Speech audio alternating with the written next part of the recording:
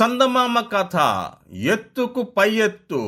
రాయవరం గ్రామంలో శంకరయ్య అనే ఒక బీద రైతు ఉండేవాడు.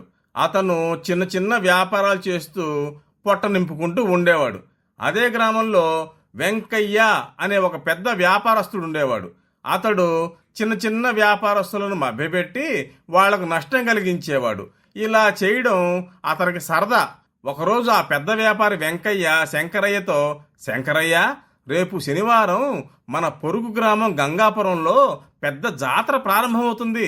అక్కడ పూలకు చాలా అవసరం ఉంటుంది. మన గ్రామంలో పూలు చాలా చౌకగా దొరుకుతాయి కదా. ఒక 100 వరహాలు పెట్టి పూలు కొని అక్కడికి వెళ్ళి వ్యాపారం చేస్తే నీకు మంచి లాభం వస్తుంది అని చెప్పాడు. గంగాపురంలో శనివారం జాతర జరుగుతుందని అబద్ధం చెప్పి శంకరయ్యకు నష్టం కలిగించాలని వెంకయ్య అలా చెప్పాడు. శంకరయ్య నిజమేననుకొని పూలు కొని గంగాపురం వెళ్ళాడు.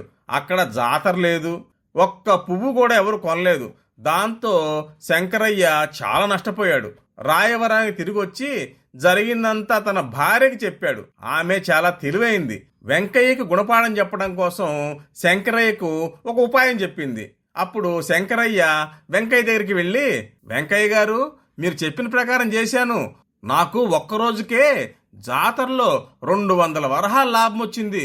జాతర ఇంకో 2 రోజులు జరుగుతుంది. నాకు ఒక 300 వరహాలు అప్పిస్తే ఇంకా పూలుకొని వాటిని జాతరలో అమ్మి మీకు మంచి వడ్డీతో 4వ రోజే మీ అప్పు తీర్చేస్తాను.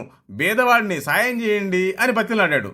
వెంకయ్యకి ఆశ్చర్యం వేసింది. తానేదో మోసం చేసి శంకరయ్యకి నష్టం కలిగించాలని ఎత్తివేస్తే వాడికి లాభం వచ్చిందని అసూయపడ్డాడు. అదీ కాకుండా వాడికి రానున్న లాభం తనే కొట్టేయాలని ఆశ పుట్టింది. శంకరయ్య, ఇప్పుడు నా దగ్గర డబ్బు లేదు అని చెప్పి పంపేశాడు.